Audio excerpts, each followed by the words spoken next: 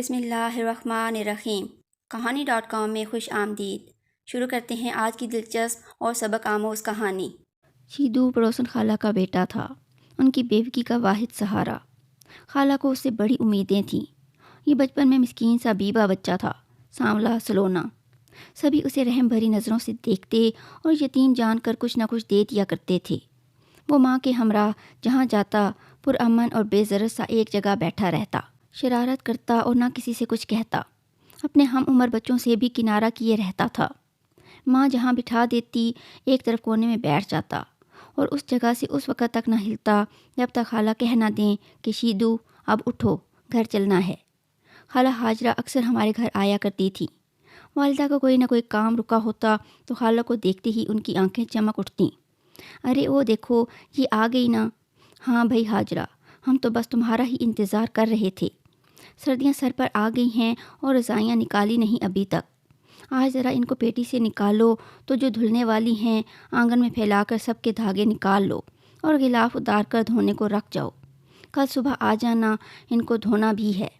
خالہ بنا چونو چراں اسٹور میں پیٹی کا ڈھکن دیوار سے لگا کر رضائیاں نکال لاتی اور والدہ کے حکم کی تعمیل کرنے لگتی۔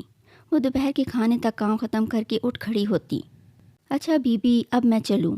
ارے نہیں بھائی، ابھی سے کھانا کھاتی جاؤ، دیر ہو رہی ہے بی بی، گھر جا کر کھانا پکانا ہے۔ بس رہنے دو بی، کیا باتیں کرنی آ گئی ہیں، کھانا کھا لو، اچھا نہیں تو پھر گھر لے جاؤ، گھر جا کر کھا لینا۔ امی جانتی تھیں اس کے گھر کچھ نہیں ہے۔ شیدو کا سوکھا منہ بھی گواہی دے رہا ہوتا کہ جانے کب کا بھوکا ہے، جیسے کئی روز سے مٹی بھی اڑ کر منہ میں نہ گئی ہو۔ امی سالن کا کٹورا اور اس پر 4-5 روٹیاں رکھ دیتیں۔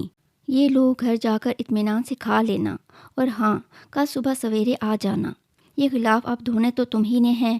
کھانا لے کے وہ یہ جا کر بیٹے کو پکارتی، چلو شیدو آؤ گھر چلیں، اور وہ دوڑا ہوا کسی روبوٹ کی مانند اس کے ساتھ ہو لیتا۔ خالہ کا گھر نزدیک ہی تھا، تبھی ہمیں اس کے ہر حال کی خبر رہتی تھی۔ وہ بھی دکھ سکھ میں ہمارے ہی در کی طرف لپکتیں، کیونکہ میری ماں ان کی دلجوئی کرتی اور مدد کرنے کی ہر ممکن سعی بھی کیا کرتی تھی۔ شیدو 7-8 برس کی عمر تک بالکل تابع دار اور فرما بردار بچہ تھا، لیکن بعد میں اس کی ذہنی کیفیات بدلنے لگی۔ اب وہ ماں کو بتائے بغیر میدان کی طرف نکل جاتا، جہاں کبوتر باز جمع ہوتے۔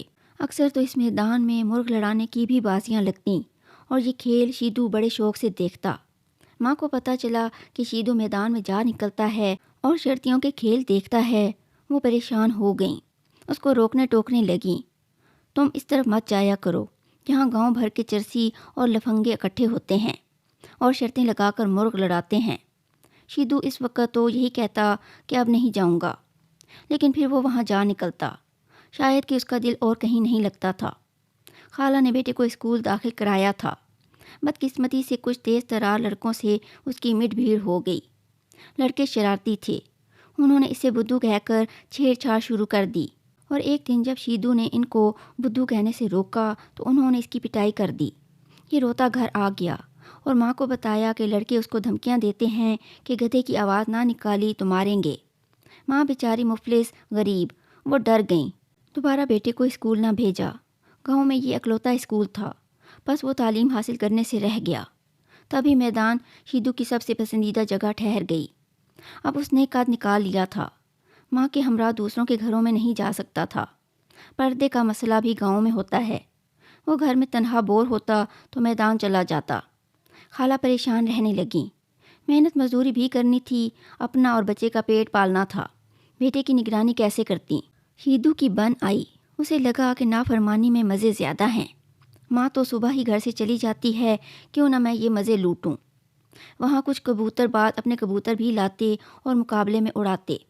لشکر کے لشکر کبوتر دیکھ کر شیدو کو عجیب احساس ہوتا اور وہ سوچتا، کاش ان میں سے کچھ تو میرے پاس بھی ہوتے۔ ان سفید خاکستری اور چتکبرے پرندوں کو فضا میں اڑتے دیکھ کر اس کو مسرت ملتی۔ وہ بھولا سا منہ بنا کر انہیں اپنے سر پر سے اڑتے دیکھتا۔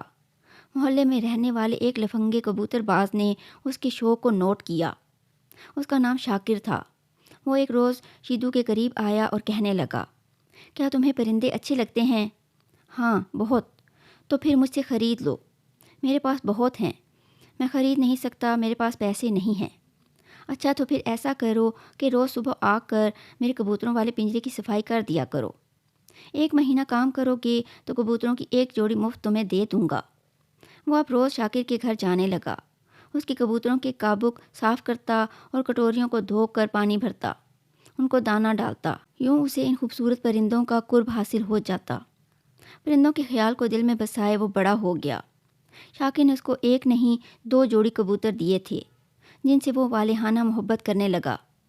وقت پر دانہ پانی ڈالتا اور جب وہ صبح سویرے غٹر غوں کرتے تو اس کا دل مسحور کر لیتے۔ اسے کوئی ہنر نہ آتا تھا، پڑھا لکھا بھی نہ تھا۔ محنت مزدوری کبھی لگتی اور کبھی نہ لگتی۔ زیادہ وقت وہ اپنے پالتو پرندوں کی دیکھ بھال پر صرف کرنے لگا۔ اب اس کے کبوتروں کی تعداد 2 سے 10 جوڑی ہو گئی تھی۔ روز شام کو چھت پر ان کو اڑانا محبوب مشغلہ تھا۔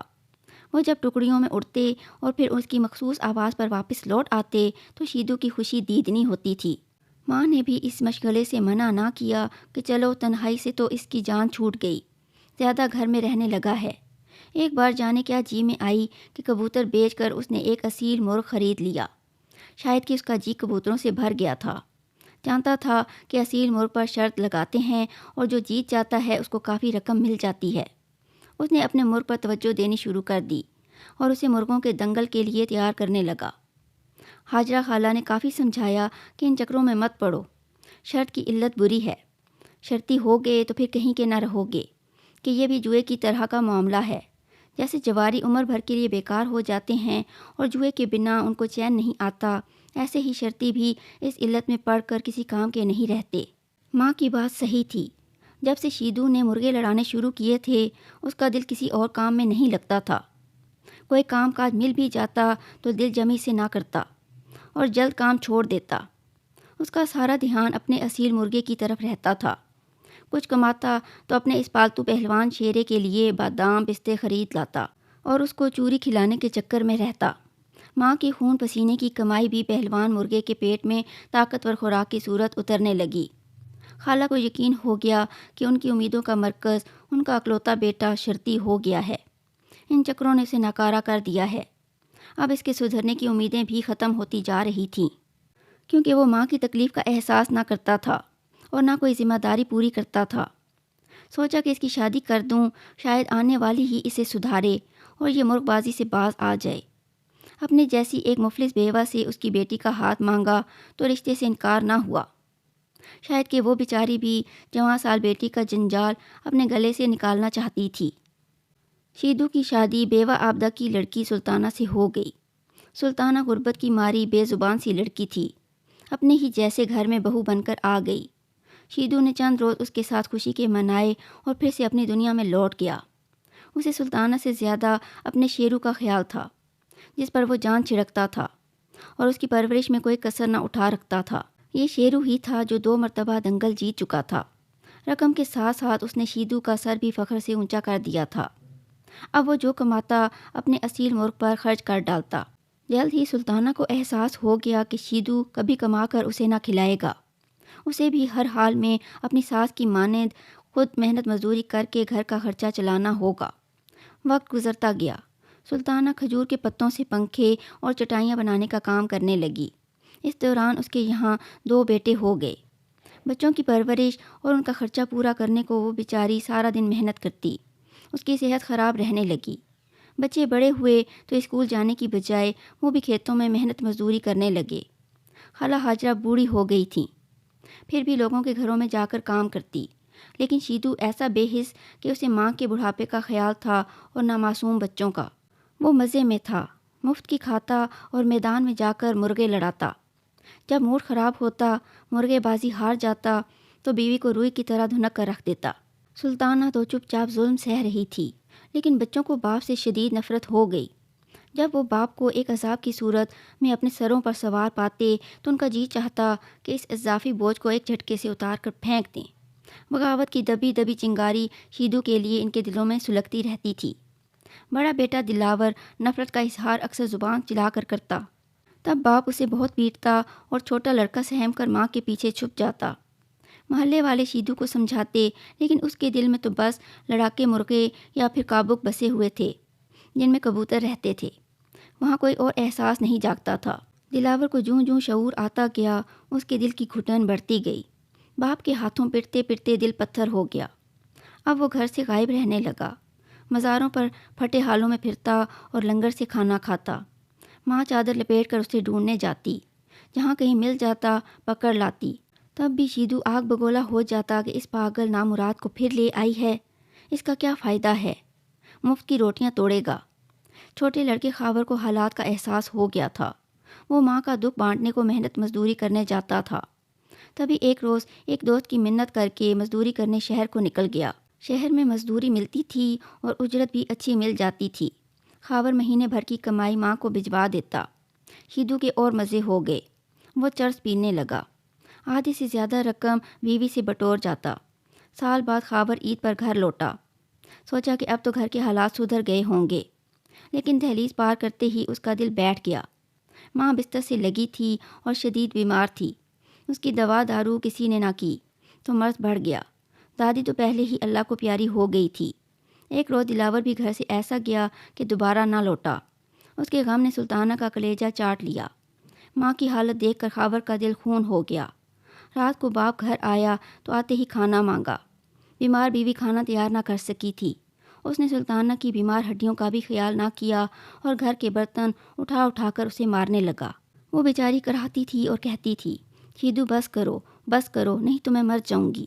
تھوڑی دیر تک خاور نے یہ تماشا دیکھا، پھر وہ چیتے ایسی پھرتی سے اٹھا اور چولہے کے پاس پڑی چھری کو اٹھا لایا۔ پھر ایک لمحہ توقف کے بغیر وہ دوڑتا ہوا صحن میں گیا اور کونے میں مٹی کے بنے دربے کی چوبی کھڑکی کو لات مار کر کھول دیا۔ اس اچانک حملے سے شیرو کڑکڑا اٹھا۔ اسے رات کو شیدو اسی مٹی سے بنے چھوٹے سے گھروندے میں بند کر دیا کرتا تھا۔ خاور نے ہاتھ بڑھا کر شیرے کی گردن کو اپنے ہاتھ کی مضبوط گرفت میں جکڑا اور باہر کھینچ لیا۔ پھر اس کے جسم پر لات رکھ کر اسے ذبح کر ڈالا۔ باپ نے جب دیکھا کہ بیٹا اس کے محبوب مرغے کو ذبح کر رہا ہے تو کلہاڑی لے کر اس کے سر پر پہنچا۔ چلانے لگا، خاور، شیرو کو چھوڑ ورنہ اس کلہاڑی سے تیرے ٹکڑے کر ڈالوں گا۔ لیکن جوان خون تو جوش میں آ چکا تھا۔ مرغا ذبح ہو گیا تھا۔ سرخ سرخ خون اچھل کر اس کی گردن سے فوارے کی طرح بہہ رہا تھا۔ شیدو یہ منظر برداشت نہ کر سکا۔ وہ بیٹے پر پل پڑا اور کلہاڑی کے وار کر کے اس کا کام تمام کر دیا، جیسے کہ اس کی سدھ بجھ جاتی رہی ہو یا کہ فاتر العقل ہو گیا ہو۔ سلطانہ کے شور و غوغا پر محلے والے آ گئے اور پھر پولیس بھی آ پہنچی۔ شیدو گرفتار ہوا۔ تھانے میں انسپکٹر نے کہا، یار تم کیسے شکی القلب باپ ہو، ایک معمولی مرغے کی خاطر تم نے اپنے ہی جوان بیٹے کا خون کر ڈالا۔ شیدو نے اس کی بات پر افسوس سے سر ہلاتے ہوئے کہا، صاحب زیادتی میرے بیٹے نے کی تھی، اس نے ناحق شیرے کا خون بہایا، جبکہ میرا مرغا معمولی نہ تھا، وہ تو اصیل مرغ تھا۔ یہ تھی آج کی کہانی۔ اگر ویڈیو پسند آئے تو اسے لائک اور شیئر کریں، چینل کو سبسکرائب کریں اور بیل نوٹیفیکیشن آن کر دیں تاکہ ہماری آنے والی ہر کہانی آپ کو بر وقت مل سکے۔ کمنٹس میں اپنی قیمتی آراء سے ضرور آگاہ کریں۔ اپنا اور اپنے چاہنے والوں کا بہت زیادہ خیال رکھیں۔ اللہ حافظ۔